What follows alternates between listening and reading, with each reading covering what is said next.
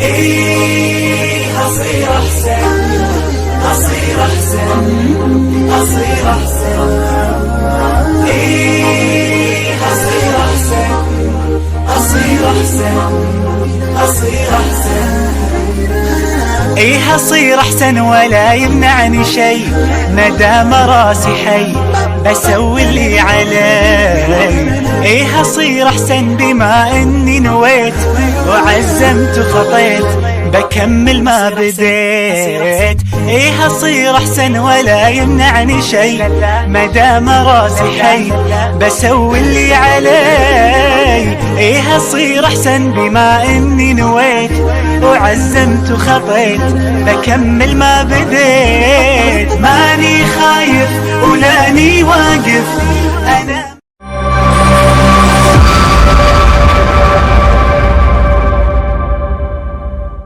Assalamualaikum warahmatullahi wabarakatuh.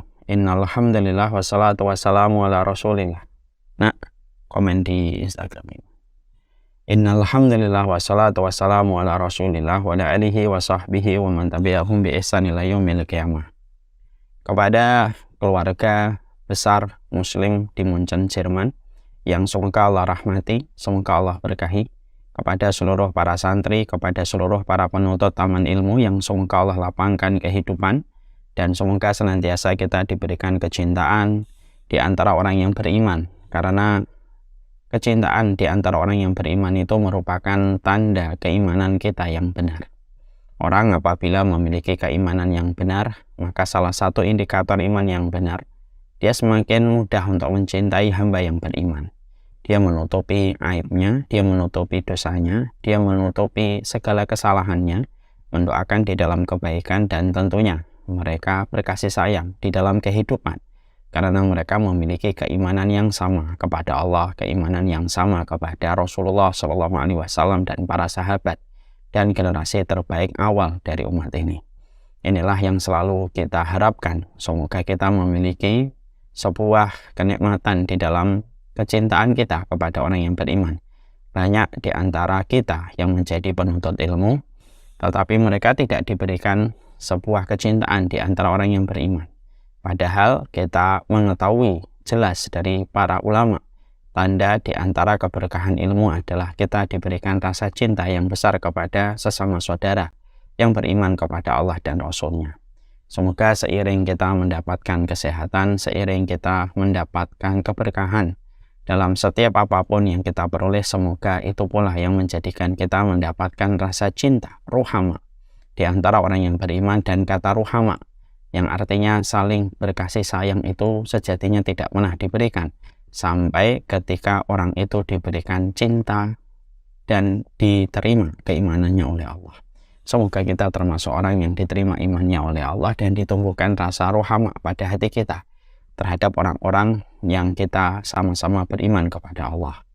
Terkhusus pula kepada saudara-saudara kami dan keluarga kami, keluarga muslim Munchen, Jerman, yang tentunya bahwasanya keberadaan kalian itu menjadi minoritas di tempat yang mayoritas belum beriman kepada Allah. Semoga dengan menjadi kaum yang minoritas di sebuah tempat semakin mengokohkan, semakin menguatkan persaudaraan, dan semakin dijauhkan dari berbagai macam perkara yang tidak penting dan menjadi perkara yang kontraproduktif.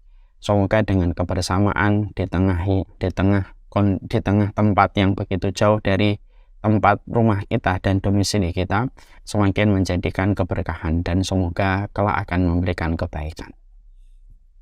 Alhamdulillah, tentunya kita senantiasa bersyukur kepada Allah atas seluruh nikmat yang Allah berikan kepada kita, karena sesungguhnya tidak masalah apapun yang kita miliki selama kita mampu untuk memaksa diri kita bersyukur terhadap apa yang telah kita genggam dan telah kita dapatkan. Yang salah bukan kekayaannya, tetapi yang salah ketika kesyukuran kita di bawah level dari kekayaan yang telah kita peroleh. Yang salah bukan mobilnya, yang salah bukan rumahnya, tapi yang salah itu adalah ketika kesyukuran kita di bawah dari mobil dan rumah yang kita miliki. Dan itulah yang akan menjadi musibah pada kehidupan di dunia, pada kehidupan di akhirat. Ada orang-orang solih yang mereka menjadi penduduk surga. Mereka mendapatkan dunia mungkin puluhan kali lipat daripada dunia yang kita peroleh. Tetapi dunia yang begitu berlimpah yang mereka dapatkan tidak membahayakan mereka ketika mereka memiliki hati yang lebih besar di dalam bersyukur, lebih besar daripada semua nikmat yang sudah mereka dapatkan. Ada Nabi Sulaiman, kalau dibandingkan dengan kekayaan saya mungkin hanyalah seujung kuku kekayaan yang saya miliki dibandingkan Nabi Sulaiman. Tapi tidak membahayakan kekayaan yang dimiliki oleh Nabi Sulaiman, kerajaan yang beliau miliki, karena hatinya Nabi Sulaiman memiliki hati yang bersyukur lebih besar daripada seluruh kekayaan yang dimiliki olehnya dan materi yang ditundukkan Allah kepada Nabi Sulaiman. Abdurrahman bin Auf memiliki kekayaan yang jauh lebih tinggi daripada kita semua mungkin, karena beliau ketika meninggal dunia, beliau meninggalkan harta warisan yang begitu banyak. Padahal apa yang diinfakkan itu jauh lebih besar daripada harta yang beliau tinggalkan. Tetapi tidak membahayakan dunia itu kepada beliau, karena kesyukuran yang beliau miliki lebih besar daripada dunia yang Allah tundukkan kepadanya. Maka inilah yang menjadikan kita memahami betul. Yang salah bukan apa yang kita miliki dan berapa banyak yang mampu kita kuasai. Tapi yang salah itu adalah ketika kita kurang mampu untuk mensyukuri terhadap apa anugerah yang Allah sudah berikan kepada kita. Marilah kita belajar dari hati yang bersyukur setingkat Nabi Sulaiman. Nabi Sulaiman itu hanya melihat semut saja sudah menjadikan beliau bersyukur. Dan kesyukuran beliau ketika melihat semut itu merupakan salah satu fragmen kesyukuran yang paling Allah cintai. Ketika beliau melihat semut menyelamatkan diri dari injakan pasukan Nabi Sulaiman. Ketika melihat semut menyelamatkan diri dan Nabi Sulaiman mengerti maksud perbincangan semut ketika mereka menyelamatkan diri, maka Nabi Sulaiman bersyukur terhadap nikmat dan anugerah yang beliau dapatkan. Maka beliau berdoa, Rabbi auzi'ni an ashkura ni'mataka allati an'amta 'alayya wa an a'mala salihan tardah wa aslih li fi dzurriyyati inni tubtu ilaika wa inni minal muslimin. Maka itu menunjukkan kepada kita tidak membahayakan apapun yang telah kita peroleh. Ada yang memiliki rekening segini, ada yang memiliki rekening segitu, ada yang memiliki rumah segini, ada yang memiliki rumah segitu. Tidak membahayakan apapun selama kita memiliki hati yang lebih besar di dalam kita bersyukur. Nah, inilah yang menjadikan kita faham. Bersyukurlah kita kepada apapun yang telah Allah berikan pada kehidupan kita. Dan kesyukuran itu merupakan perkara yang sukar. Kesyukuran itu bukan perkara yang ringan sebagaimana yang kita persepsikan sebelumnya. Kita selalu menyangka syukur itu gampang, syukur itu ringan dibandingkan dengan sabar. Salah. Terkadang syukur itu justru melelahkan. Justru syukur itu ternyata kekayaan itu terkadang justru malah melalaikan kita sampai menjadikan kita lupa bersyukur. Makanya nikmat yang banyak itu terkadang kayak gula yang begitu banyak kita peroleh. Dan ternyata gula itu kalau kita konsumsi terus, lama-lama gula itu merusak kualitas kesehatan kita. Kecuali orang yang mendapatkan gula ketika dia bersyukur. Orang yang mendapatkan dunia dia bersyukur, maka dia tundukkan seluruh dunia itu dengan dia menambah ketaatan kepada Allah. Nah, inilah yang menjadikan kita faham. Jangan dianggap syukur itu gampang. Di balik kemudahan kita, fasilitas kita, di balik anak-anak yang kita miliki, di balik suami yang baik kepada kita, istri yang takzim kepada kita, di situ ada sebuah konsekuensi yang harusnya kita perhatikan, yaitu adalah bagaimana kita mensyukuri perkara itu untuk kita peroleh, untuk menjadi kebaikan dalam kehidupan kita. Semoga dari setiap perjalanan kehidupan kita, semoga setiap nasihat yang kita peroleh, semoga setiap lingkungan baik yang kita dapatkan menjadikan kita senantiasa menjadi hamba yang selalu bersyukur dalam setiap urusan kehidupan kita. Amin insyaallah. Kita pada kesempatan hari ini akan memulai kajian perdana kita, yaitu adalah membahas tentang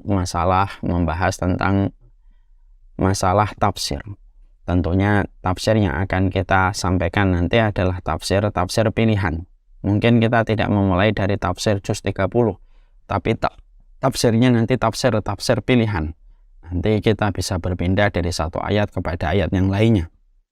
Berpindah-pindah pada ayat dan pada makna yang sejatinya prioritas untuk kita fahami dan kita ketahui bagaimana petunjuk pada setiap tafsir yang kita fahami.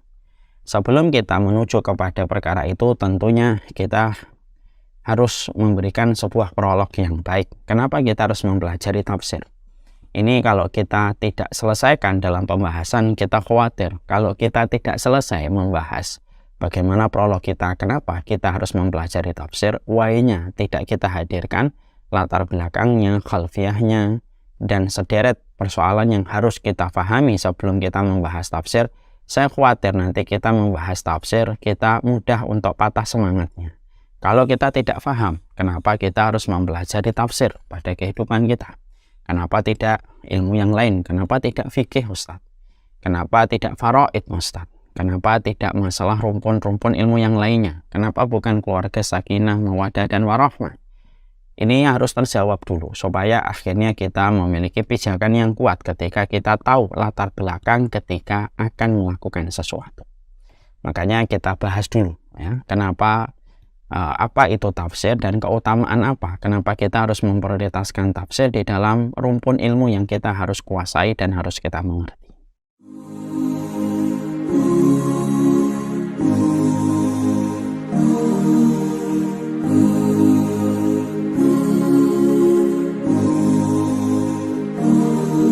بين الرجاء والخوف قلبي طائر ومن اليقين النور بيض جوانحي فوق السحاب يطير حرا مدركا نسمو كماله للكون وجه آخر نحيا أنا صنعة أوجدتها يا باري وملكت فيها معصم الإيمان للحق والعدل التواصي بالجمال عبادة حسن التأمل بالإله وصال كالجمال يرى ويقلب نبعه كالقرب حين دعاء تداعب طفلها وتظنه أملا كما حاجاتنا منا إليك نريد يا الله.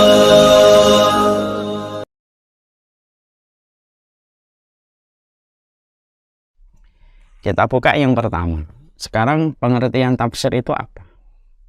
Pengertian tafsir itu kalau kita membedah kata yang ada pada kalimat tafsir. Tafsir itu merupakan kata yang diambil dari bahasa serapan, yaitu adalah dari bahasa Al-Quran atau bahasa Arab. Dari kata fassara yufassiru tafsiran, yaitu artinya menyingkap. Jadi artinya itu menyingkap. Fassartu itu saya menyingkap sesuatu. Artinya kalau kita berpijak kepada pembahasan secara bahasa, di situ kita akan menjumpai, di situ kita mendapati bahwasanya yang dinamakan dengan tafsir itu adalah satu rumpun ilmu yang menyingkap makna dan petunjuk pada ayat yang Allah turunkan dalam kehidupan kita. Maka itulah yang dinamakan tafsir. Nah, tentunya ini merupakan definisi yang kita harus paham, bahwasanya Al-Quran itu terkadang memiliki makna yang global. Maka tafsir itu memerinci setiap makna yang ada pada setiap ayat supaya betul-betul kita tahu bagaimana menempatkan ayatnya, bagaimana kita mengambil kesimpulan hukumnya, dan bagaimana kita menjadikan ayat itu menjadi imam pada kehidupan kita. Setelah kita bedah bagaimana setiap maknanya dan bagaimana merenungkan ayat itu pada kehidupan kita. Ini merupakan definisi dari masalah tafsir. Setelah kita mengetahui bagaimana itu tafsir, sekarang kita bahas. Sekarang kita mempelajari. Kenapa kita harus mempelajari tafsir pada kehidupan kita? Kenapa seorang penuntut ilmu harus mempelajari tafsir? Sebelum kita membahas tentang itu, tentunya sebagai penuntut ilmu, kita harus paham. Mempelajari tafsir itu hukumnya bukan anjuran. Mempelajari tafsir itu hukumnya bukan artinya ditekankan. Tetapi mempelajari tafsir itu merupakan sebuah kewajiban dari para penuntut ilmu. Makanya sebagian para ulama mengatakan kalau ada orang yang baru menuntut ilmu, ketika dia ingin membangun sistematika dia di dalam belajar supaya runut, sistematik, tidak lompat-lompat satu dengan yang lainnya, Maka di antara rumpun ilmu yang harus diprioritaskan di dalam kita mempelajari ketika kita telah menjadi penuntut ilmu, kita cinta kepada ilmu, karena kita tahu bahwasanya surga identik dengan ilmu sebagaimana ikan identik dengan airnya, maka ketika kita tahu bahwasanya ini merupakan sebuah hajat dan kebutuhan kita, maka kita harus paham bahwasanya mempelajari tafsir itu hukumnya wajib bagi para penuntut ilmu. Makanya kalau saya sering ditanya sama mereka yang baru hijrah, baru ikut kajian, ingin memperbaiki dan mengkoreksi kualitas kehidupan mereka dan mereka ingin memperbaiki kompas kehidupan mereka.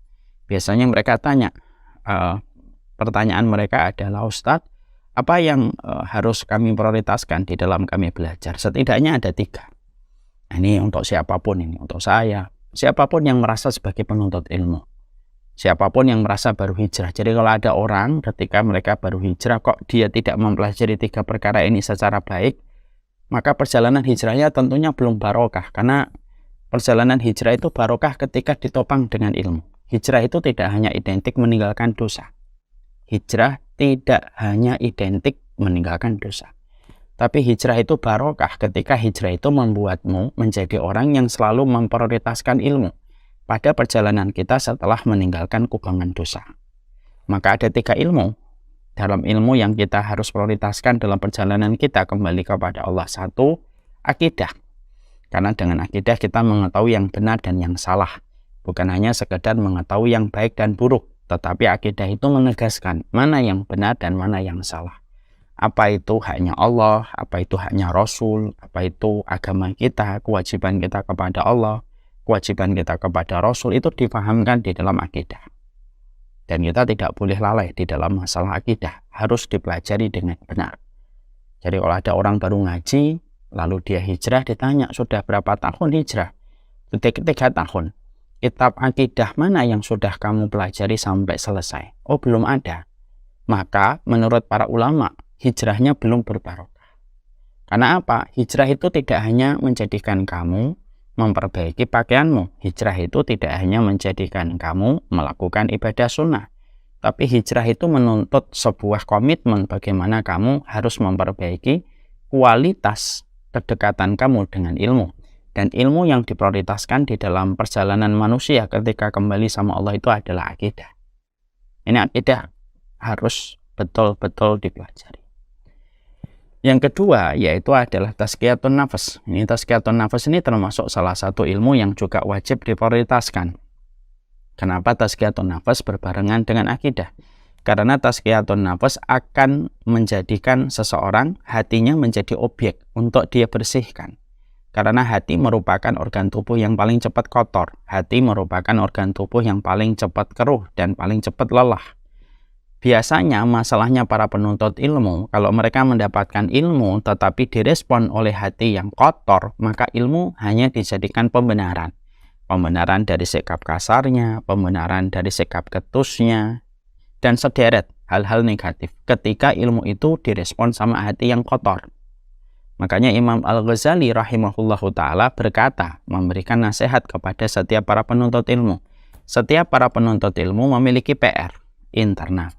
PR internal setiap para penuntut ilmu itu apa? Membersihkan hatinya sembari ketika dia mempelajari ilmu. Kenapa ya ada orang sama-sama mempelajari kitab yang sama? Contoh, dia mempelajari kitab Riyadhus Shalihin. Kitabnya sama. Tapi yang satu menjadi pribadi yang menyenangkan, menjadi pribadi yang sopan, berakhlak yang baik, tahu kapan bicara, kapan harus diam, dan lain sebagainya. Tapi yang satunya tercipta sebuah profil yang ketus, kasar, begitu gampang memvonis, padahal kitab yang dipelajari sama.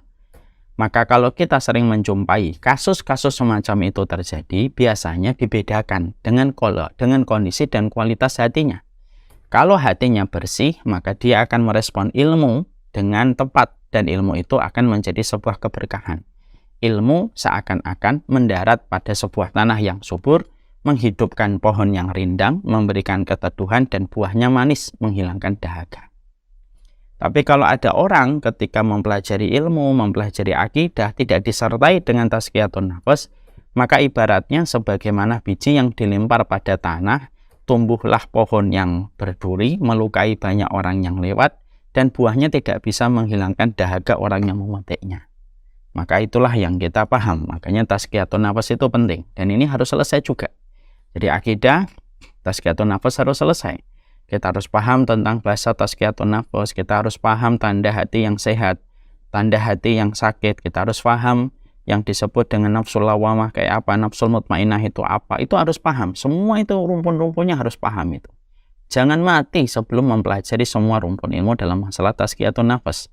Jangan mati kalau kamu belum mempelajari akidah dari A sampai Z. Makanya dikesampingkan hal-hal yang tidak bermanfaat itu dikesampingkan. Ya, karena salah satu di antara jebakan setan bagi para penuntut ilmu. Salah satu jebakan setan bagi para penuntut ilmu yaitu ketika para penuntut ilmu disibukkan dalam perkara-perkara yang dia pandang mubah, dia akses, dia ikuti tanpa dia sadari perkara itu menjauhkan dia dari satu hal yang besar. Dia tidak paham akidah, dia tidak paham tazkiyatun nafas, kecuali hanyalah dari permukaan saja. Ini salah satu musibah para penuntut ilmu. Saya katakan ini supaya kita merenung. Karena salah satu di antara musibahnya para penuntut ilmu, orang yang melakukan hijrah, ketika akidahnya hanya di permukaan, ketika bicara tazkiyatun nafas hanya di permukaan saja, tetapi dia tidak mendalam tentang perkara itu, dan itu sudah menjadi sebuah musibah. Dan kita selaku hambanya dan selaku makhluknya tentunya harus mengetahui panggilan ya ayyuhalladzina amanu satu persatu dalam kehidupan kita. Setiap keluarga pasti akan membayangkan bagaimana detik-detik keluarga yang mereka cintai ketika meregang nyawa pada kita. Wahai orang yang beriman, infakkanlah dan berikanlah hartamu di jalan Allah.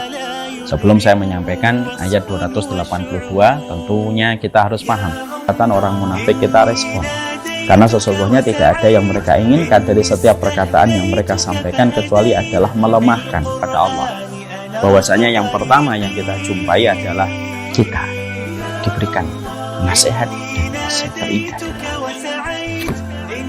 Berikanlah yang terbaik untuk wanita-wanita yang mereka terlibat masalah.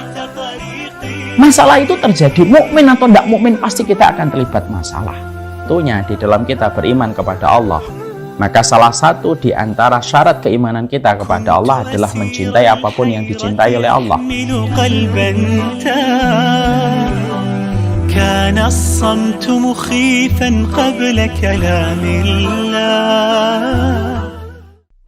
Yang ketiga, yang kita harus paham tentang perkara ini yaitu adalah ketika kita sebagai penuntut ilmu yang pertama kali, maka kita mempelajari tafsir. Karena memang tafsir itu merupakan salah satu di antara penjaga pemikiran kita. Jadi tafsir itu penjagaan. Jadi kalau kita ibaratkan, akidah itu bangunannya, tazkiyatun nafas adalah sebuah perkara untuk membersihkan rumah kita, tafsir itu adalah pagernya. Maka tiga komponen ini tidak boleh luput pada kehidupan kita ketika kita menjadi penuntut ilmu, terutama ketika kita baru menjadi penuntut ilmu pemula. Ini tiga ini harus betul-betul diprioritaskan. Jangan sampai sibuk dengan apapun. Jangan sampai sibuk dengan apapun. Sampai akidahnya selesai, sampai kita mengetahui bagaimana tazkiyatun nafasnya dan bagaimana mengetahui tafsirnya. Dan itulah yang menjadi sebuah perenungan untuk kita semuanya, sekaligus ini merupakan arahan saya secara khusus kepada seluruh para penuntut ilmu yang hadir di taman-taman ilmu kami, bahwasanya saya menyampaikan ada tiga yang tidak boleh luput. Kamu harus belajar akidah, kamu harus belajar tazkiyatun nafas, kamu harus belajar tafsir. Maka ini merupakan sebuah pembekalan dasar for beginners ketika orang itu baru belajar. Sekarang setelah kita mengetahui itu, sekarang kita mulai bedah ya, karena kita ingin memiliki booster. Kita ingin memiliki energi yang panjang, karena mempelajari tafsir ini bisa jadi jauh lebih panjang daripada proses pembelajaran kita, yaitu pada ilmu yang kita kemarin sempurnakan, yaitu what you should know about akhirah. Sekarang belajar tafsir ini panjang, dan saya tidak tahu kapan selesainya, karena kalau kita urutkan ayat-ayat yang mungkin panjang sekali. Apalagi yang kita nanti pilih adalah ayat-ayat pilihan. Ya, ayat-ayat pilihan itu berarti dari Al-Baqarah, Ali Imran, bisa lompat ke Al-Kahfi dan lain sebagainya. Surat Yasin, surat Al-Kahfi, mungkin surat Yusuf, bagaimana tadaburnya, bagaimana tafsirnya, nanti kita akan pelajari. Maka kita harus memiliki sebuah jawaban. Kalau ada orang nanya, Kenapa sih kamu belajar tafsir? Jangan sampai kita tidak bisa menjawab pertanyaan yang sesederhana ini, lalu kita berkata, ya iyalah, daripada yang lain saya juga nggak ngerti yang lain kok. Kalau jangan sampai semacam itu, karena itu menunjukkan bahwasanya kita tidak tahu apa yang kita lakukan dan apa yang kita kerjakan. Sekarang mari kita membedah dulu. Apa sih alasan-alasan yang kita harus pahami kenapa kita mempelajari tafsir? Ada beberapa alasan. Yang pertama, sesungguhnya mempelajari tafsir itu merupakan salah satu mata rantai pelajaran yang paling mulia dalam kehidupan keimanan kita kepada Allah. Jadi dalam penghambaan kita kepada Allah, di mana kita ditentukan bahwasanya identitas penduduk surga itu adalah mereka yang menjadi member aktif terhadap ilmu. Kalau kita sudah menjadi member aktif terhadap ilmu, lalu kita kenapa harus belajar tafsir? Karena belajar tafsir itu merupakan salah satu rumpun ilmu yang sifatnya wajib. Jadi salah satu rumpun ilmu yang sifatnya wajib itu adalah belajar tafsir. Kenapa mempelajari tafsir itu merupakan satu rumpun ilmu yang paling mulia dalam hasanah keilmuan yang begitu banyak pada kehidupan kita. Setidaknya kalau kita melihat dalam beberapa perkataan Imam Ibnu Qayyim, perkataan di dalam kitab Manak Qotton, di dalam kitabnya Mabahis fi Ulumil Quran, lalu dijawab bagaimana dia tidak bisa menjadi paling mulia, karena objek dari ilmu itu langsung berbicara tentang kalamullah. Maka sesungguhnya disinilah kita mendapati perkataan dari yang disampaikan oleh Imam Ibnu Qayyim, anna syarafal ilma tabiun li syarafi ma'lumihi. Sesungguhnya kemuliaan itu mengikuti kemuliaan materi yang menjadi objek dari ilmu itu. Karena yang kita pelajari itu kalamullah. Kalau sudah bersentuhan dengan kalamullah itu menjadi paling mulia. Saya ambilkan sebuah contoh yang gampang.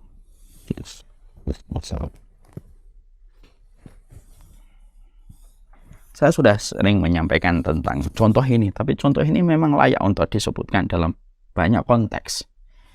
Saya punya tisu. Ini tisu.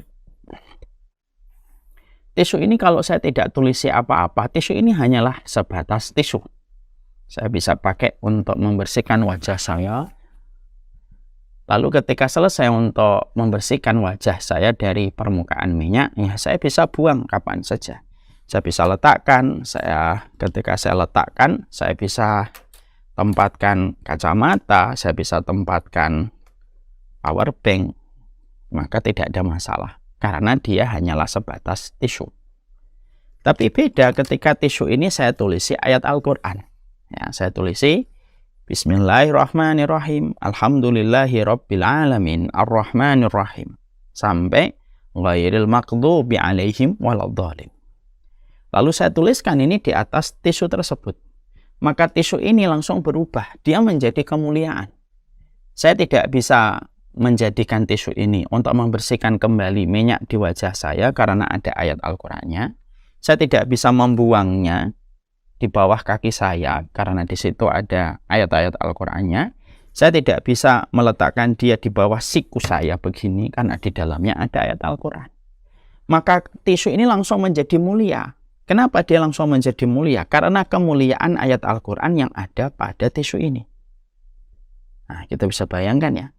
Manusia kalau dadanya ada Al-Qur'an itu kayak apa mulianya di hadapan Allah. Jadi kalau manusia kok sampai mereka di dalam dadanya ada Al-Quran itu semulia apa? Baru tisu aja sudah berubah. Berubah ini kedudukannya, berubah priceless-nya, berubah harganya, posisinya, berubah apapun itu ketika dia ada tulisan Al-Quran. Maka itu pula yang menunjukkan kepada kita, kalaulah tisu ditulisi dengan Al-Quran, maka dia berubah menjadi sesuatu yang berharga, ada hukum yang terikat pada tisu itu, tidak bisa dibuang sembarangan, tidak bisa diletakkan barang di atasnya. Ketika ada tulisan Al-Quran yang termaktub dan tergores di atas tisu itu, maka itulah pula yang menjadikan kita paham apa yang disampaikan oleh Imam Ibnu Qayyim. Kenapa sih harus belajar tafsir? Kamu tuh nggak ngerti. Belajar tafsir itu belajar yang paling mulia. Kenapa? Karena inna syarafal ilmi tabiun li syarafi ma'lumihi. Karena kemuliaan ilmu itu mengikuti kemuliaan objek dari ilmu itu yang dia pelajari, mengikuti kemuliaan objek yang dipelajari. Dan objek yang kita pelajari ketika kita mempelajari tafsir itu adalah ayat suci Al-Quran. Dan itu besar sekali. Dan ini merupakan salah satu bentuk interaksi terbaik di dalam kehidupan kita ketika kita mempelajari Al-Quran itu berinteraksi terhadap maknanya. Makanya tafsir ini menjadi salah satu perkara yang besar pada kehidupan kita. Makanya ketika ada seseorang mengaku sebagai penuntut ilmu, mengaku sebagai orang yang hijrah, dia sibuk dalam perkara apapun tetapi dia luput dari perkara tafsir. Dia mengetahui perkara ini, dia mengetahui perkara itu, tetapi dia tidak pernah mengetahui tentang tafsir dengan benar dan tidak pernah memberikan prioritas, tidak pernah memberikan konsentrasi terhadap ayat dari setiap kalamullah. Bisa jadi dia terpedaya dengan bisikan setan, karena setan itu terkadang menyibukkan kita dari perkara-perkara kecil supaya luput dari perkara besar. Dan perkara besar itu salah satunya tafsir. Salah satunya tafsir. Jadi kalau ada di antara kita sebagai manusia, kita mampu mempelajari tentang berita ini, kita mengetahui tentang perkara ini, kita mengetahui informasi ini, tapi kita tidak pernah tahu tentang tafsir, bagaimana tafsirnya ayat ini, bagaimana makna yang ada pada ayat ini, kita khawatir nih, untuk diri saya, untuk kita semua, kita khawatir betul bahwasanya kosongnya kita dari tafsir itu, lalu kita akhirnya disibukkan dalam perkara-perkara yang kecil. Ingat, itu salah satu di antara penyesatan setan kepada manusia. Disibukkan dalam perkara yang remeh, diluputkan dari perkara yang besar. Dan perkara yang besar itu dalam kehidupan kita ketika meniti jalan ilmu, sesuatu yang paling besar itu tafsir.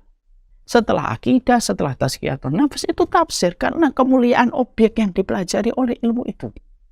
أكون بالقيم العظيمة جدولا نسقي الحياة محبة وفعالا هي هكذا قيم النجاة تحثني فأخوض فيها للنجاة نزالا هي هكذا قيم النجاة تحثني فأخوض فيها للنجاة نزالا لا تسأل المقدام عن سبل العلا ستراه طيرا بالعزيمة جاء أسمو تاج السماء جلالا فأزيد أسراب الغيوم جمالا وألون الدنيا بأجمل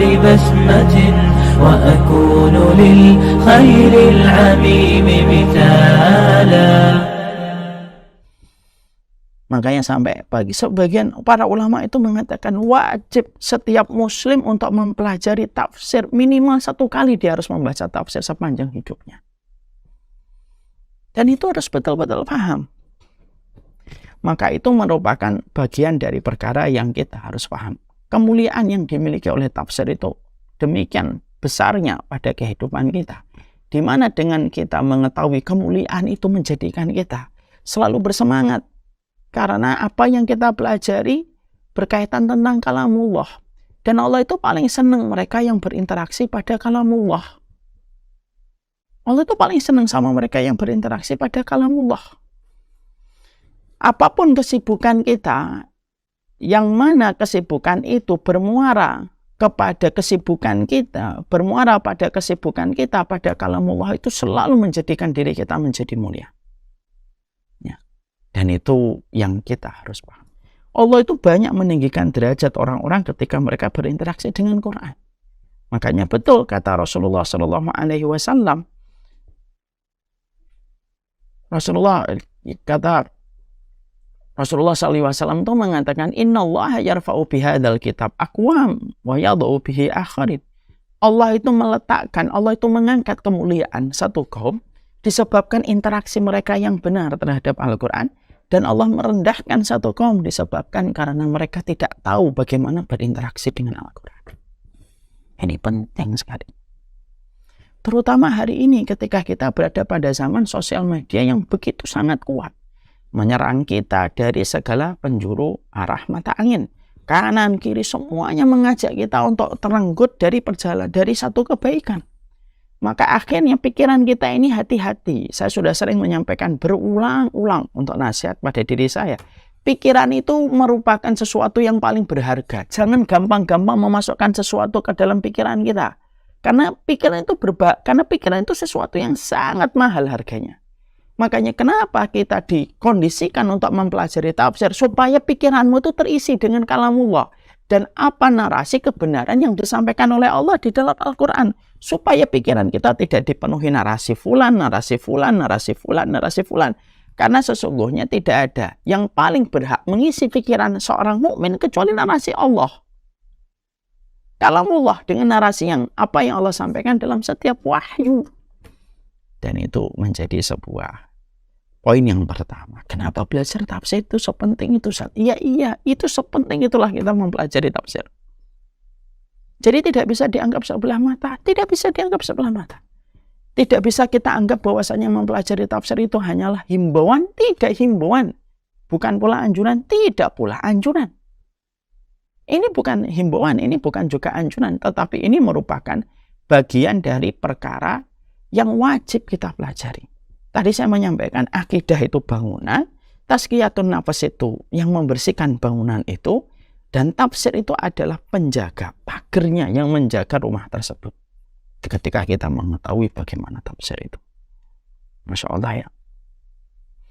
Akhirnya baru kita sadar, oh ternyata selama ini kenapa kita sering tidak merasa ya, bahwasanya kita sibuk dengan apa yang datang dari manusia, tetapi kita lupa dari apa yang datang dari Allah. Padahal saya ingat perkataan seorang ulama. Ini perkataan bagus banget. Perkataan manusia itu penyakit. Saya ingatkan. Perkataan manusia itu penyakit. Obatnya itu kembali kepada perkataan Allah. Jadi kalau kamu kecewa dengan perkataan manusia, memang perkataan manusia itu penyakit. Kalau ada di antara kita terbebani, ketakutan, khawatir dari apa yang diucapkan, dikomentari oleh manusia, memang perkataan manusia itu penyakit. Dan tidak ada obat dari perkataan manusia kecuali adalah kembali kepada kalamullah. Jadi kita harus menghidupkan kembali skala prioritas kehidupan kita. Untuk kembali merujuk kepada tadabbur, merujuk kepada tafsir, supaya kita mengetahui makna-makna indah di dalam setiap ayat-ayat Al-Quran. Dan itulah obatnya dari getirnya setiap perkataan manusia.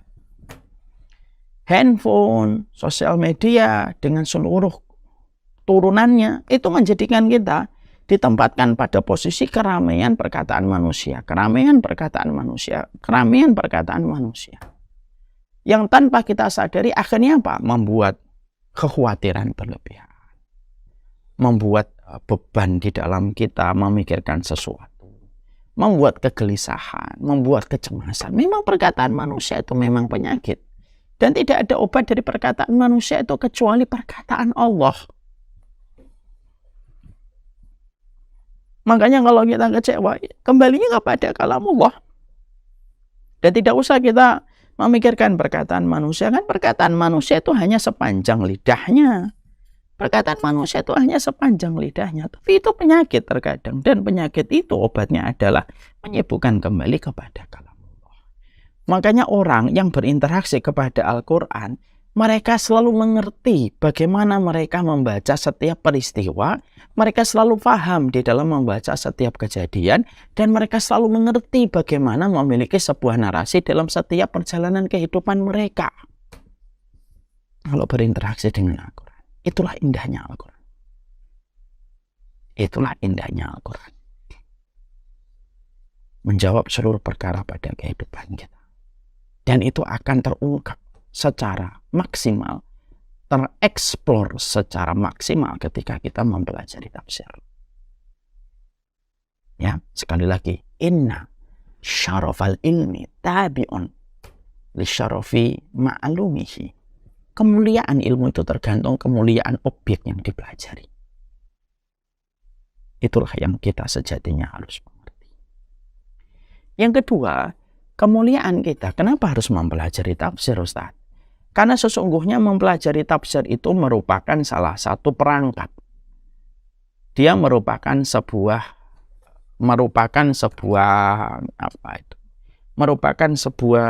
pagar supaya kita tidak menyimpang pada apa yang kita pahami.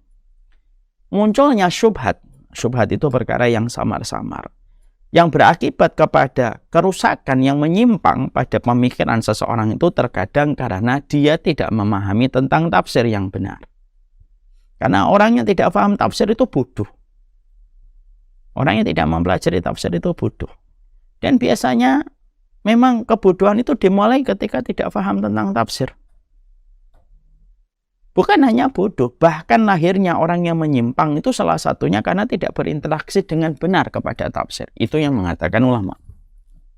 Kayak kejadian kemarin ya. Ada seorang buzzer yang berkomentar dengan perkataan yang tidak sepatutnya ketika mengomentari tentang masalah bidadari dan bagaimana tafsirnya. Itu kan tafsir sebenarnya. Penjelasan itu sudah disampaikan oleh sang ustadzah yang bersangkutan dengan bagus sekali. Kenapa ada bidadari, kenapa tidak ada bidadara. Ya, dan saya sudah sering menyampaikan tentang masalah ini di banyak kajian yang lain. Nanti tolong dicek. Saya sudah sering menyampaikan kenapa di surga itu ada bidadari tetapi tidak ada bidadara. Penjelasan yang disampaikan oleh ustadz yang bersangkutan betul merujuk kepada perkataan Imam Ibnu Katsir itu. Dan itu memang betul nyata. Maka itulah yang menjadikan kita akhirnya memahami dari kejadian yang baru saja hangat itu. Memang orang kalau nggak pernah belajar tafsir itu bodoh. Jadi kalau ada orang yang mengatakan tolol sama tafsir, sebenarnya dia itu lebih tolol. Karena apa? Karena orang yang tidak mengerti kalamullah itu adalah orang yang paling tidak mengerti kehidupan.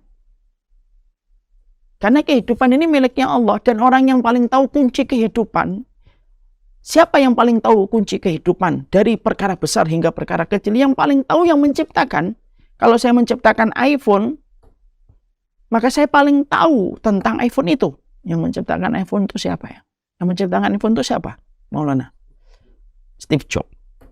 Steve Jobs itu paling tahu tentang iPhone, paling tahu tentang iPad, paling tahu tentang gadget yang ada pada produk Apple. Karena dialah yang membuat.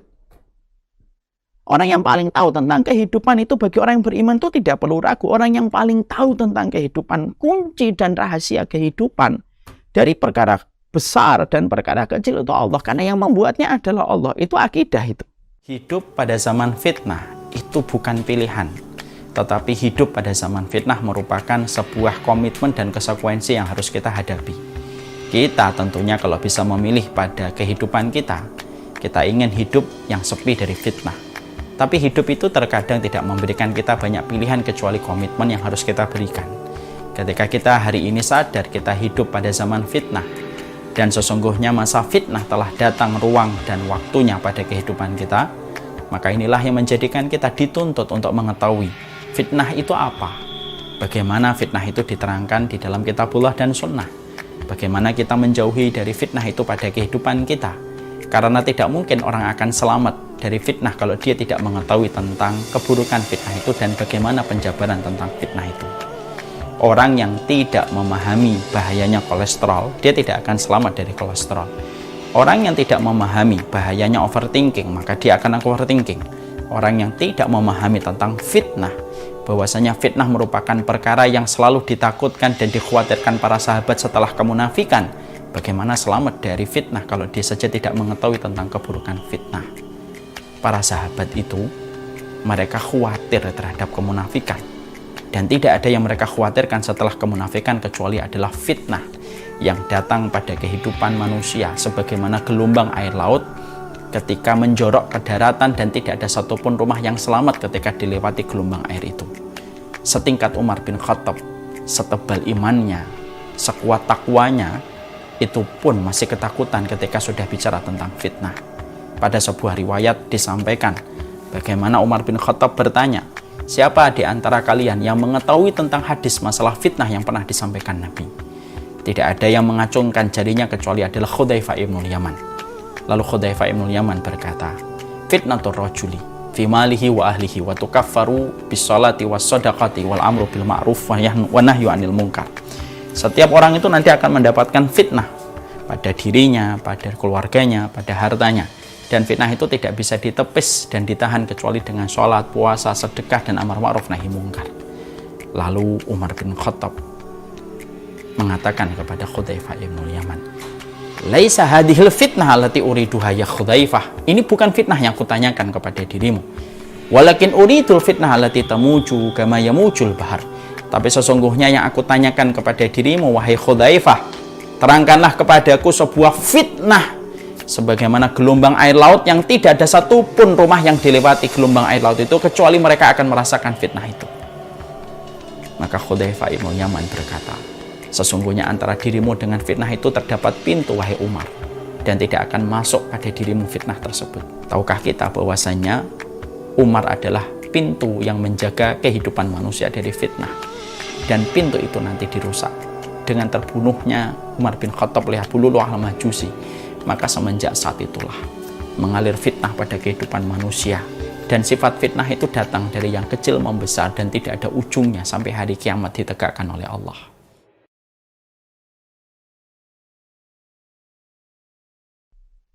Makanya dengan mempelajari tafsir, kita sedang mempelajari satu persatu kunci pada kehidupan kita. Dan sesungguhnya dengan belajar tafsir pula, kita terjaga dari penyimpangan-penyimpangan pada kehidupan kita ketika kita belajar tafsir. Jadi orang yang tidak belajar tafsir itu dua. Kalau tidak bodoh dalam kehidupan karena tidak ngerti bagaimana dia harus memahami, maka dia akan menjadi orang yang menyimpang. Karena semua jawaban dari persoalan kita itu ternyata ada di dalam Quran. Ini contoh ya, saya baru mentadaburi sebuah tafsir, ada dua yang patut saya sampaikan. Bagaimana tafsir itu selalu memberikan kepada kita insight yang luar biasa. Saya pernah membuka sebuah tadabbur. Ini sudah sering saya sampaikan. Yaitu kenapa kita kalau membaca Al-Falaq, kita berlindung kepada Allah hanya satu kali. Qul a'udzu birabbil falaq. Qul a'udzu birabbil falaq, kalau kita paham, kalau kita mengerti, itu merupakan sebuah surat yang dijadikan perlindungan dari orang yang beriman dari gangguan tukang sihir, dukun. Min syarrin naffasati fil 'uqad. Itu pelindungnya kepada Allah satu kali. Qul a'udzu birabbil falaq, sekali saja. Tapi beda ketika kita membaca surat An-Nas. Surat An-Nas itu kita berlindung kepada Allah 3 kali. Qul a'udzu birabbin nas, malikin nas, ilahin nas. Setelah itu apa? Min syarril waswasil khannas. Kita berlindung dari keburukan pikiran yang ditiupkan oleh setan yang bernama khannas, qarin yang bernama khannas. Itu berlindungnya kepada Allah 3 kali. Kenapa ketika kita berlindung dari tukang sihir hanya 1 kali? Qul a'udzu birabbil falaq, tapi ketika kita berlindung dari setan yang mengobrak-ngabrik pikiran kita sampai 3 kali. Disitulah para ahli tafsir itu berkata, karena mengendalikan pikiran kita kepada perkara yang Allah ridhoi itu jauh lebih susah daripada mengalahkan tukang sihir dan tukang dukun, tukang sihir itu kalau kita membaca ayat kursi dia yakin kepada Allah, tidak mungkin lam yaduruhu syai', tidak akan pernah diganggu oleh setan manapun itu, sesenior apapun tukang dukunnya, kalau dia yakin kepada ayat kursi lam yaduruhu syai', kata Rasulullah, tidak ada satupun dukun yang akan mampu untuk memberikan mandorot kepada dia kalau dia tahu betul bagaimana dia itu yakin kepada ayat kursi. Tapi kenapa ketika kita membaca Qul a'udzu birabbin nas sampai 3 kali kita berlindung, disitulah kita akhirnya paham. Ternyata memang mengendalikan pikiran itu jauh lebih susah. Supaya kita selalu berprasangka yang baik, selalu yakin kepada masa depan yang akan kita dapati, bagaimana kita selalu berpikir yang positif. Ternyata mengendalikan pikiran itu sulit. Kita hari ini ngaji selama 1 jam, yang betul-betul fokus untuk mendengarkan setiap ilmu yang kita peroleh dari Allah dan Rasulnya. Belum tentu semuanya sama. Ada yang sibuk dengan ini, tiba-tiba ke-distract masalah yang lain, yang akhirnya menjadikan dia tidak lagi mendengarkan itu. Kenapa? Pikiran setan yang mendistract kita dari apa yang kebaikan kita lakukan itu, ternyata mengendalikan pikiran itu lebih susah daripada mengalahkan tukang dukun. Makanya berlindungnya sampai 3 kali. Itu kan petunjuk kan? Kita paham akhirnya. Karena memang Quran itu jawaban dari seluruh pertanyaan pada kehidupan kita. Karena yang paling tahu tentang kunci kehidupan manusia itu Allah. Sebagaimana ketika kita mendapati satu produk diciptakan oleh manusia, maka manusia itu yang paling tahu tentang produk itu. Ada lagi yang kedua. Saya itu suka sekali, saya ini suka bertanya, kenapa Nabi Ibrahim dan Nabi Nuh sama-sama Nabi yang mulia, sama-sama ulul azmi. Tapi kenapa Nabi Ibrahim bisa memiliki anak, Ishak dan Ismail, dua-duanya Rasul. Tapi kenapa Nabi Nuh bisa mendapatkan Kan'an? Masya Allah ya, jawaban yang kita dapati dari para ulama banyak. Salah satunya kan itulah ujian Allah. Supaya orang yang beriman itu nanti tahu bagaimana caranya kalau mereka memiliki ujian sebagaimana Nuh. Yang kedua, ada satu tinjauan dari seorang ulama. Kenapa Nabi Nuh dan Nabi Ibrahim sama-sama Nabi, tetapi anaknya mereka berbeda? Anaknya Nabi Ibrahim jadi Rasul, anaknya Nuh jadi kafir. Padahal intensitas Nabi Ibrahim ketika menemani Ismail itu juga jarang. Tapi kenapa Ismail jadi seorang Nabi dan Rasul? Ternyata yang membedakan itu apa? Para ahli tafsir ketika mereka berbicara di dalam surat At-Tahrim atau At-Tolak, mereka itu berbicara karena sesungguhnya Nabi Ibrahim itu memiliki support system. Istrinya Hajar, wanita beriman. Jadi ketika ibunya itu wanita beriman, itu menjadi support sistemnya Nabi Ibrahim untuk mencetak anaknya menjadi anak yang soleh. Nabi Ismail, Nabi Nuh itu istrinya 2. Kan'an ini dari istri salah satunya yang tidak beriman. Karena Nabi Nuh tidak mendapatkan support system dari istrinya, maka itulah yang menjadikan beliau dihadapkan kasusnya kepada Kan'an. Jadi membentuk kesolihan itu harus betul-betul memiliki support system. Kalau kamu bapak, kamu harus memiliki support system dari istri. Kalau kamu istri, support systemnya suamimu yang sama-sama memiliki tujuan, visi dan misi yang sama. Baru anak itu akan menjadi anak yang taat kepada Allah. Ternyata dijawab di dalam Quran. Jadi kalau kita mempelajari tafsir itu akan banyak sekali perbendaharaan ilmu yang kita peroleh, dan itu akan menjawab satu persatu. Apa persoalan-persoalan dalam kehidupan kita? Kenapa kita kalau nyari menantu harus yang paling baik sama ibunya? Itu semuanya dijawab. Kenapa kalau ada orang pintar kok hidupnya berantakan? Udah dijawab dalam Quran. Seluruh personifikasi manusia itu semuanya ada di dalam Quran. Makanya Allah menyampaikan di dalam surat Al-Anbiya, fihi dzikrukum. Quran itu menjelaskan tentang seluruh karakternya manusia itu semuanya ada di dalam Quran. Dan tidak ada yang luput. Kenapa? Allah turunkan Quran itu bukan hanya sebatas normatif. Dibaca mendapatkan pahala. Bukan hanya itu, tapi diturunkan Al-Quran karena di dalam Al-Quran itu ada kunci-kunci dari seluruh jawaban dalam pertanyaan kita. Ultimate solution atau ultimate answer dari seluruh pertanyaan yang kita miliki pada kehidupan itu ada di dalam Al-Quran. Makanya betapa ruginya kita pada kehidupan kita ketika kita tidak mempelajari tafsir. Lalu kita tidak pernah bermuamalah terhadap kalamullah, tidak pernah bermuamalah terhadap Al-Quran. Lalu akhirnya kita tidak ngerti apa yang harus kita lakukan. Pikiran kita diisi oleh sosial media, pikiran kita diisi oleh berita ini, pikiran kita diisi oleh informasi ini. Lalu kita jauh dari kalamullah. Nah, ini masalah. Dan sekali lagi saya menyampaikan untuk menjadi teguran kita. Perkataan manusia itu penyakit. Obatnya itu dalam perkataan Allah. Itu kata para ulama. Itu kata para ulama begitu. Ya ilahal wujud qad sa'imtul. Jauhkanlah orang ini dari neraka ya Allah. Ketika pandangan, Maka sesungguhnya Al-Quran itu memetakan orang-orang yang mereka tidak pernah ingat. Mereka rela terstruktur, terevaluasi di dalam proses mereka belajar. Peristiwa yang mana peristiwa itu satin orang. Maka kelak pada kehidupan di akhirat, mereka nanti lapor dosa kemudian mulai dilakukan. Maka ketika hisab itu sudah mulai dijalankan, tapi mereka tidak jahat, mereka tidak mendolimi. Tidak ada orang yang kebingungan dalam kehidupan di akhirat, kecuali kebingungan tidak pernah punya istri dan Allah tidak punya anak. Allah nanya kepada orang Nasrani, yang satunya tidak mau masuk lagi ke lubang itu. Semacam itu. Ketika sudah bicara tentang bagaimana apinya itu berisi di dalamnya air, dan mereka menyangka bahwasanya mereka akan diberikan kesegaran sejenak. فحملت الهدى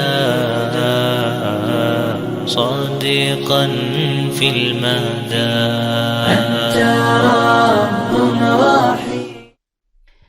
Jadi kalau kita nggak mempelajari tafsir ini akan menjadi sebuah perkara yang kita ini nggak ngerti identitas kita sebagai penuntut ilmu. Orang yang tidak belajar akidah, tidak belajar tazkiyatun nafs, tidak belajar tentang tafsir, itu identitasnya sebagai penuntut ilmu diragukan, kata para ulama. Jadi ada orang belajar nih, saya hijrah Ustaz, tapi akidah enggak paham, tazkiyatun nafs enggak ngerti, tafsir enggak paham, itu diragukan statusnya sebagai penuntut ilmu. Jadi dia betul-betul diragukan dari statusnya dari penuntut ilmu. Kalau dia tidak mempelajari tentang itu, makanya itulah yang menjadi perkara penting, ya. Itu yang akhirnya kita pahami. Dia tafsir itu menjadi jawaban dari seluruh pertanyaan pada kehidupan kita. Dan yang ketiga, mempelajari tafsir itu akan mencegah kita dari penyimpangan. Terkadang Bapak dan Ibu, penyimpangan itu datang, itu bukan karena tidak memiliki sebuah dalil. Saya ulang kembali. Ustadz, kan penyimpangannya banyak dalam kehidupan kita. Ada yang menyimpang ini, menyimpang jadi dukun, menyimpang begini jadi liberal, sekulerisme. Orang yang menjadi liberal, orang yang menjadi LGBT, orang yang menjadi sekuler. Kalau kita perhatikan mereka menyimpang. Kenapa mereka menyimpang? Maka tidaklah terjadi sebuah penyimpangan itu bukan karena tidak punya dalil. Terkadang memiliki dalil. Tapi ketika maksud dalil itu salah dia pahami karena dia tidak mau terikat syarat. Kita kan wajib ya kalau belajar tafsir itu harus menggunakan tafsir yang dipahami oleh para sahabat. Ya, kita ini harus mempelajari kalau mempelajari tafsir harus mempelajari tafsirnya para sahabat Nabi. Kenapa syaratnya harus tafsir para sahabat Nabi, Ustadz? Karena para sahabat itu adalah orang yang membersamai Nabi dan orang yang paling tahu, yang mereka menjadi saksi mata ketika Quran diturunkan. Ya. Maka ketika kita kembali ke tadi, ada orang yang menyimpang itu terkadang mereka memiliki dalil, tapi dalil yang mereka pakai itu tidak sesuai dengan pemahaman yang difahami para sahabat dari Nabi ketika ayat itu diturunkan. Ya, mari kita ambil sebuah contoh yang paling gampang, ya. Kita membuka surat Al-Baqarah 62. Kita buka surat Al-Baqarah 62. Mas Sabto masih ada di sini atau tidak? Enggak ada ya? Masih ada di sini dia? Ya, ada. Mas Sabto buka, ada enggak? Kalau kita membaca di sini, enggak ada. Ya, di mute ya, udah. Kalau kita membaca, ya, baca surat Al-Baqarah 62, Mas Sabto.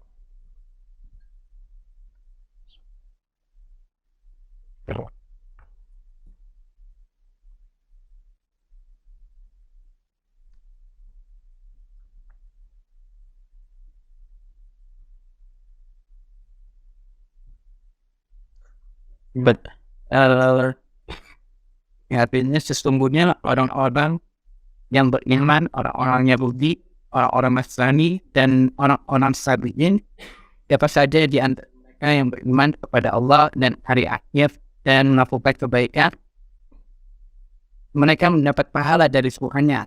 Tidak ada rasa takut pada mereka, dan mereka tidak bersedih hati. Iya. Yang di IG mati ya, udah ya, Mas. Hidupin lagi aja, Mas. Mas Sabto tahu nggak? Surat Al-Baqarah 62 ini, kalau kita baca innal ladzina amanu wal ladzina hadu wan nasara wasabiina man amana billahi wal yaumil akhir wa 'amila salihan falahum ajruhum 'inda rabbihim wala khaufun 'alaihim wala hum yahzanun. Sesungguhnya orang yang beriman, orang Yahudi, orang Nasara, orang Sabi'in, yang mereka beriman kepada Allah dan beriman kepada hari akhir, maka mereka melakukan amal salih, maka mereka mendapatkan pahala mereka, kebaikan mereka di sisi Allah, dan mereka tidaklah bersedih. Surat Al-Baqarah 62 secara serampangan dan secara prematur dan serampangan itu dipakai oleh kalangan pluralisme dan sekulerisme, liberalisme, pluralisme dan liberalisme, untuk menunjukkan bahwasanya semua agama itu sama selama berbuat baik untuk Allah. Dalilnya mana? Ini surat Al-Baqarah 62. Orang yang beriman, Yahudi, Nasara, Sabi'in, selama dia beriman kepada Allah dan melakukan amal salih, maka mereka mendapatkan pahala di sisi Allah dan mereka tidaklah bersedih. Betul nggak, Mas Sabto? Ya, betul, Fred. Ya. Di dalam surat Al-Baqarah. Kenapa? Jadi bahasanya mereka untuk menggunakan semua agama. Iya. Kalau orang tidak mempelajari tafsir, orang akan terperangah dan begitu mudah untuk dicokokin dan di brainwash. Oh, ayat ini betul-betul ternyata semua agama itu memang sama. Tidak masalah kamu Yahudi, Nasara, tidak ada masalah. Muslim tidak ada masalah. Karena semuanya nanti mendapatkan pahala di sisi Allah. Padahal kalau kita mau melongok sebentar kepada tafsirnya, nggak ada penjelasan itu kecuali kita penjelasannya harus disertai dengan sebuah penjelasan yang runut dan sempurna. Ayat ini terikat kepada ayat yang lainnya dan terikat kepada ketentuan. Ini ayat diturunkan untuk berbicara tentang orang Yahudi dan Nasara sebelum datangnya Rasulullah, ketika mereka mengikuti para nabi mereka. Kalau Yahudi mengikuti Musa yang benar sebelum menyimpang, dan orang Nasara ketika mengikuti Isa sebelum ada penyimpangan, maka mereka akan mendapatkan kedudukan di sisi Allah dan mereka dijadikan kaum yang tidak bersedih. Tapi ayat ini setelah turunnya Rasulullah SAW, mereka punya syarat. Kalau mereka Yahudi dan Nasara, syaratnya untuk mendapatkan falahum ajruhum inda rabbihim, mendapatkan pahala di sisi Allah, syaratnya harus beriman kepada Rasul.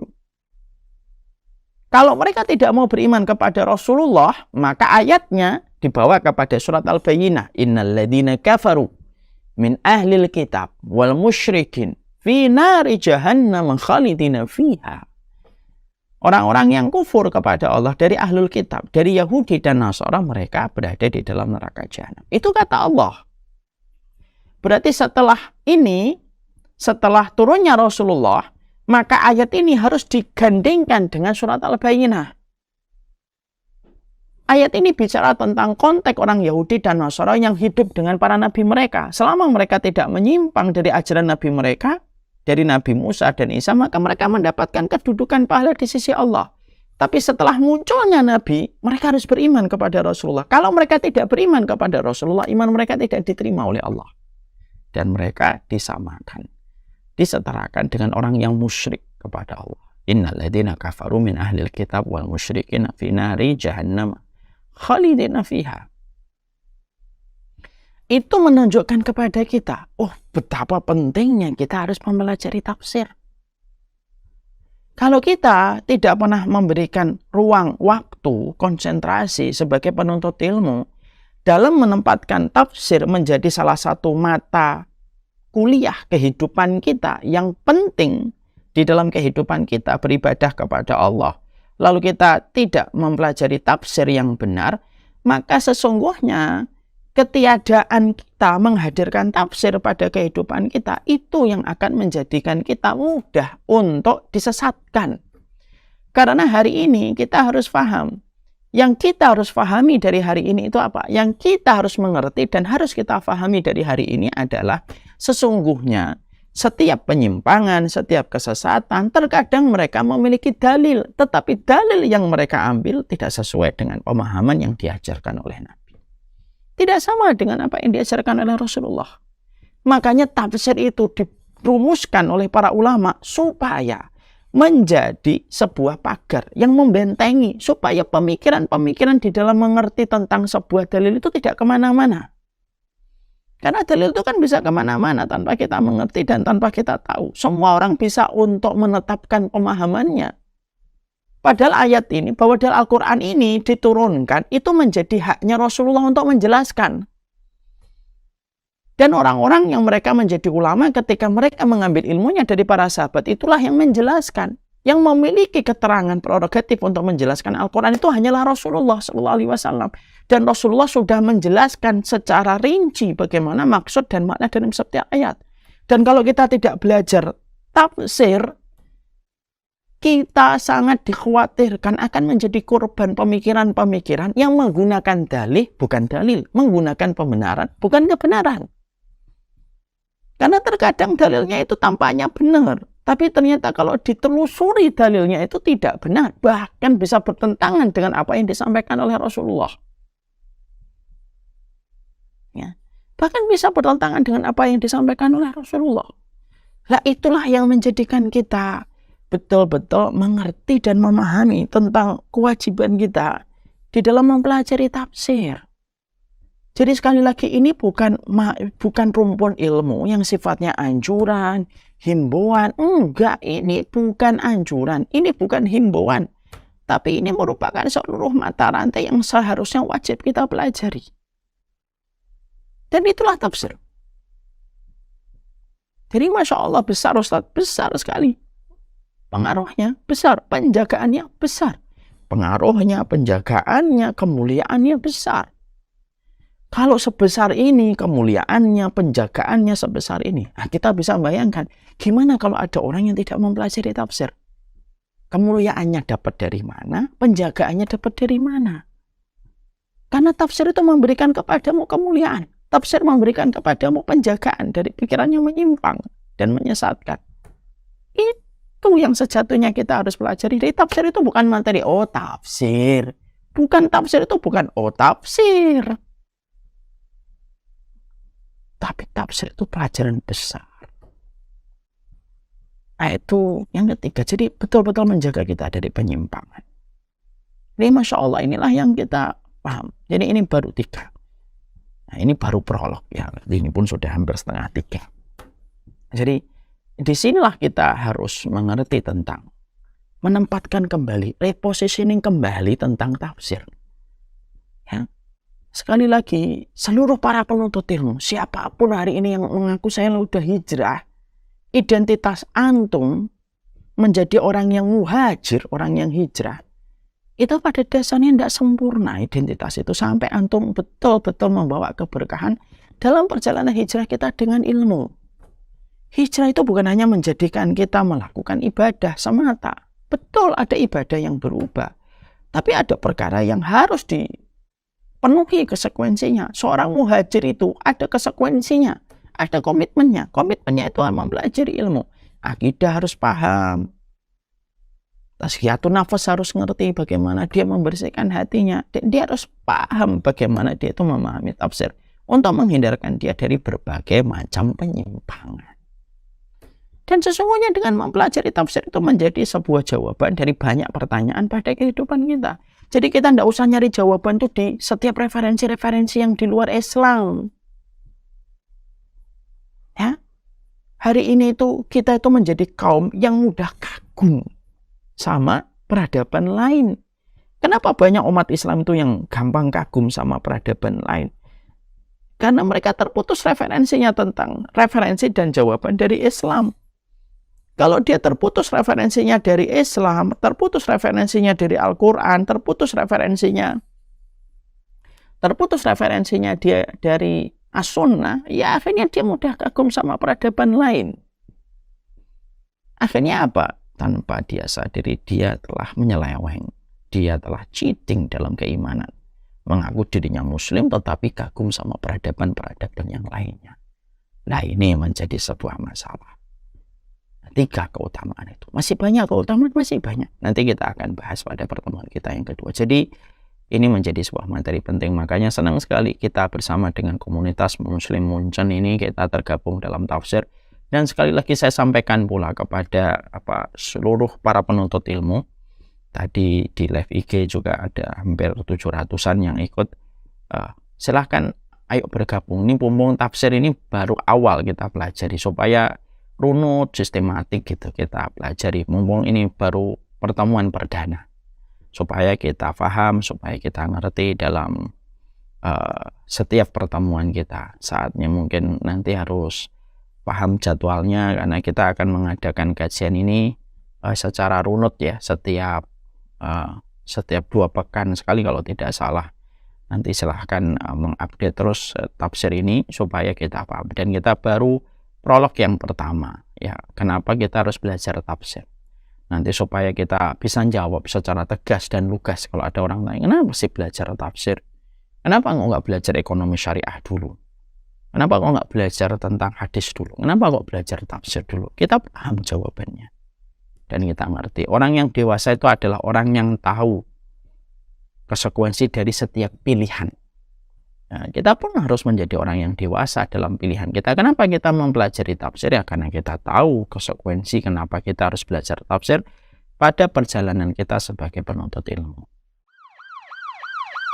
في ليلة من الليل لست أدري ما تراني ظلمة تمرني يا رب الأرض ضاقت والسماء وقلبي ما عرف الضياء والدمع بات يبكي يا إلهي يا إلهي يا إلهي يا إلهي يا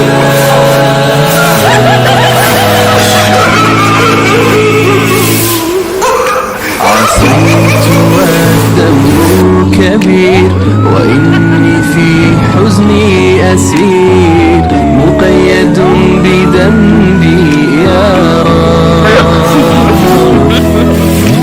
فهل أستحق يا إلهي العفو مجرما مكرما